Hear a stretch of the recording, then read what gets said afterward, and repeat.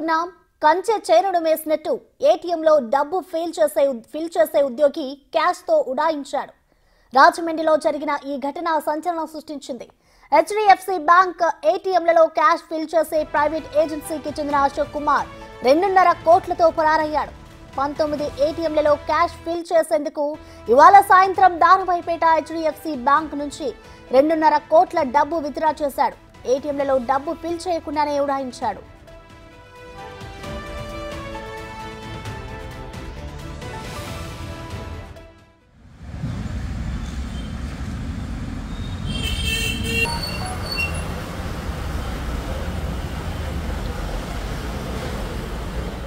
Bank అధికారుల పోలీసులు సమాచారం ఇవ్వగా పరారీలో ఉన్న అశోక్ కుమార్ ఫోటో విడుదల చేసి టోల్ గేట్ల వద్ద అప్రమత్తం చేశారు. అశోక్ కుమార్ కోసం ముమ్మరంగా గాలింపు చర్యలు ప్రారంభించారు రాజమండ్రి పోలీసులు.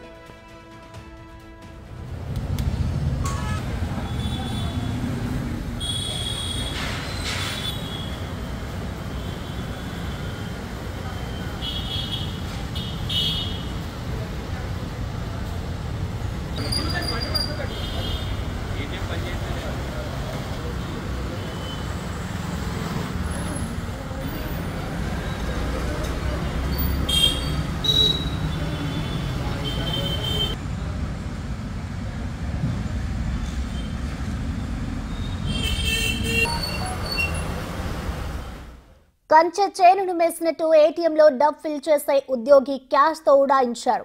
రాజమండ్రిలో జరిగిన ఈ ఘటన సంచలనం సృష్టించింది. హెచ్డిఎఫ్సి బ్యాంక్ ఏటీఎంలలో క్యాష్ ఫిల్ చేసే ప్రైవేటు ఏజెన్సీకి చెందిన అశోక్ కుమార్ 2.5 కోట్లతో పరారయ్యాడు. ఇక దీనికి సంబంధించిన కంప్లీట్ డీటెయిల్స్ మా ప్రతినిధి రాజేష్ అందిస్తారు. రాజేష్. Thank you Prasanna. ఈ రోజు సాయంత్రం హెచ్డిఎఫ్ సంబంధించిన ఉద్యోగి బ్యాంక్ సంబంధించిన 2.5 కోట్లతో పరారైన విషయం ఆలస్యంగా వెలుగు చూస్తుంది. అయితే ఈ విషయంపై 1 టౌన్ పోలీస్ స్టేషన్ లో కేసు నమోదైంది. అయితే ఈ రోజు ఉదయం నుంచి కూడా హెచ్డిఎఫ్సి నుంచి బ్యాంక్ నుంచి 2.5 కోట్లు తీసుకుని వివిధ ఏటీఎంలలో డ్రా చేయాల్సి ఉంది. దాంట్లో డిపాజిట్ చేయాల్సి ఉంది. అయితే ఆ నేపథ్యంలో బయలుదేరిన తర్వాత కొంతమంది సిబ్బందిని ఒక వెహికల్ బయలుదేరిన తర్వాత ఆ వెహికల్ నుంచి క్యాష్ బాక్స్ మొత్తం తీసుకుని తన పర్సనల్ వెహికల్ లో పెట్టుకుని పరారయ్యాడు. అయితే ఈ నేపథ్యంలో మిగతా సిబ్బంది అంతా కూడా ఫాలో అయినప్పటికీ కూడా ఈ వెహికల్ కూడా రాకపోవడంతో అంటే రాజమండ్రి దానవాయిపేట బ్రాంచ్ నుంచి ఈ మొత్తం 2.5 కోట్లు కూడా తీసుకుని బయలుదేరిన పరిస్థితి. అయితే తర్వాత రాజమండ్రిలో ఉన్న 4 ఏటీఎం కేంద్రాల్లో ఈ 2.5 కోట్లు డిపాజిట్ చేయాల్సి ఉంది. అయితే ఆ తర్వాత బయలుదేరిన తర్వాత ముందు సిబ్బంది వెళ్తుంటే వెనకాల వెహికల్ రాకపోవడంతో మిగతా సిబ్బందికి అనుమానం వచ్చింది. వెంటనే రాగానే హెచ్డిఎఫ్ సిబ్బందికి ఫోన్ చేసి సమాచారం ఇచ్చారు.